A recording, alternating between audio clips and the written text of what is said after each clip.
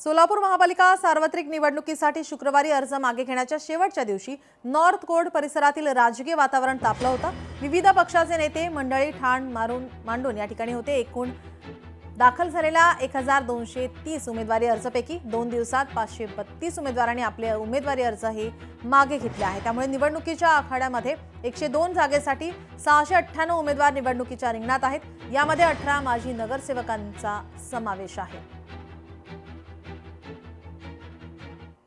कोल्हापूर महापालिका निवडणूक आमदार सतेज पाटील आता मैदानात उतरतायत। मॉर्निंग वॉक दरम्यान नागरिकांसोबत त्यांनी संवाद साधलेला आहे। कोल्हापूर महानगरपालिकेच्या निवडणुकीसाठी काँग्रेस नेते आमदार सतेज पाटील हे मैदानात उतरलेले आहेत। सतेज पाटील यांचा रंकाळा वॉकिंग दरम्यान नागरिकांसोबत या ठिकाणी संवाद साधण्यात आलेला आहे। त्यांची मतं त्यांनी जाणून घेतली आहेत।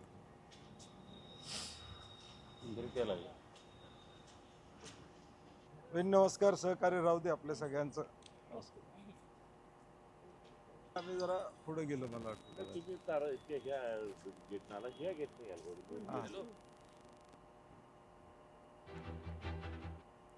चंद्रपूर महापालिका निवडणूक रणधुमाळी भाजप आणि काँग्रेसमध्ये बंडखोरीचा उद्रेक होताना पाहायला मिळालाय। 83 जणांची माघार तर 451 उमेदवार रिंगणामध्ये आहेत। चंद्रपूर महानगरपालिकेच्या आगामी निवडणुकीसाठी उमेदवारांची अंतिम यादी जाहीर झाली। या यादीमध्ये भाजप आणि काँग्रेस या दोन्ही प्रमुख पक्षांमध्ये मोठ्या प्रमाणात बंडखोरी झाली आहे। पक्ष नेतृत्वासह आणि नाराजी व्यक्त करत इच्छुकांनी बंडखोर म्हणून अर्ज कायम ठेवले आहेत। त्यामुळे दोन्ही पक्षांच्या नेतृत्वासमोर ऐन निवडणुकीमध्ये आव्हान निर्माण झालंय।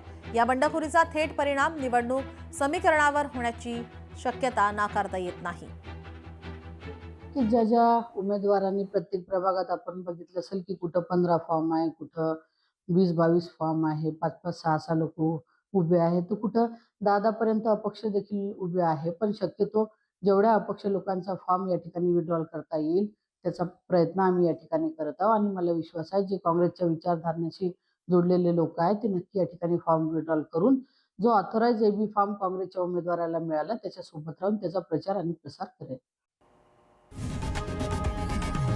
लोकशाही मराठी ऐका, पहा, जागरूक रहा।